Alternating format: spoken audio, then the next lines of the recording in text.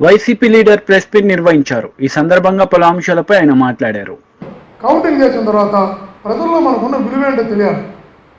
ప్రజలు మన గురించి ఏమనుకుంటారని తెలియాలి. మంచిగా ఆలోచిస్తా అంటే మంచిగా వస్తుంది.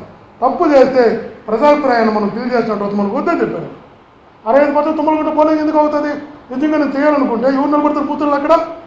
మా ఊర్లో ఊరంతా ఒకటిగా ఉన్నప్పుడు 90% ఒకటిగా ఉన్నప్పుడు మేము పోలింగ్ జరిగింది కదా. 65% పోలింగ్ అయింది కదా. 65% పోలింగ్ ఎందుకు అర్థమేమి? నేనే చెప్పాను క్లియర్గా. అంటే మనకు వద్దు, మన మీద ప్రజల్లో ఉన్న అభిప్రాయం ఏంటో తెలియాలి అంటే మనం తప్పు చేయకూడదు. ఒక ఓటు కూడా మనం తప్పుగా మార్కులు వేయించకూడదు. ప్రజలు ఓటు డైలీ రిజల్ట్ వచ్చిన తర్వాత చూద్దాం ప్రజలు మనకున్న స్థానం ఏంది, ప్రజలు మనం అంటే ఉన్న గౌరవం ఏందో కొంచెం తెలుసుకుందాం ఒకసారి, వదిలేయని చెప్పారు. మీరు ఆలోచించాలి ఒకసారి కూడా.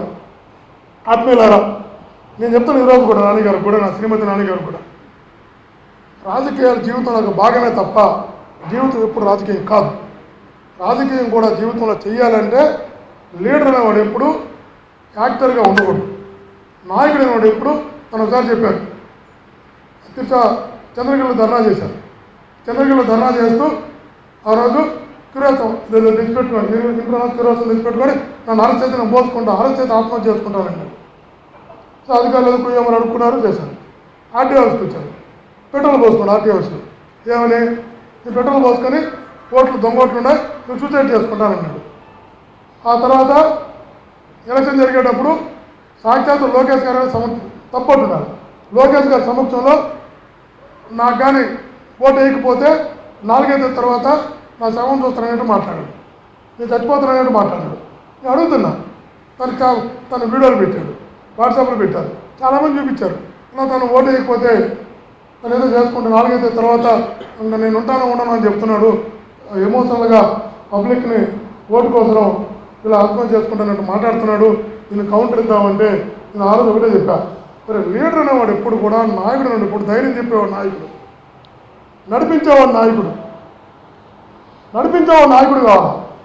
ఒకటి ఇబ్బంది తిన్నాను బుద్ధం తట్టేవాడు నాయకుడు కావాలా. ఒక చిన్న ధర్నా చేసి సూసైడ్ చేసుకుంటాను, దొంగోట్లని సూసైడ్ చేసుకుంటాను, నా ఓటు అయిపోతే నేను ఆత్మహత్య చేసుకుంటాను, 4 తర్వాత నా శవాన్ని చూస్తాననేవాడు నాయకుడు ఇప్పుడు కాలేదా. పదవులు రావచ్చు రాకపోవచ్చు, కానీ నాయకుడు ఇప్పుడు కాలేడు, నువ్వు వదిలేడు అని చెప్పిన.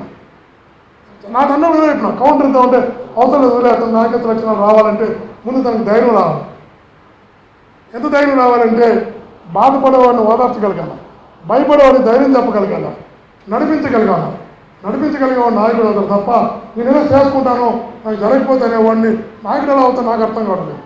తప్పట్టాలని కాదు. ఇప్పుడు ఆ మాట అనేది నోట్లో ఎప్పుడు ఏ నాయకుడు కూడా రాకూడదు. ఒక్కసారి నోట్లో ఒక్కసారి నేనేదో చేసుకుంటా, ఆత్మహత్య చేసుకుంటా ప్రతిదానికి అనే వ్యక్తి తన జీవితకాలంలో ఎప్పుడు కూడా, ఈరోజు రాజకీయాలు పక్కన పెడదాం, ఆ మనస్తత్వం తనకు అలవాటు అయిన తర్వాత తనకి ఎప్పుడు తన మీద తనకు నమ్మకం ఉండదు.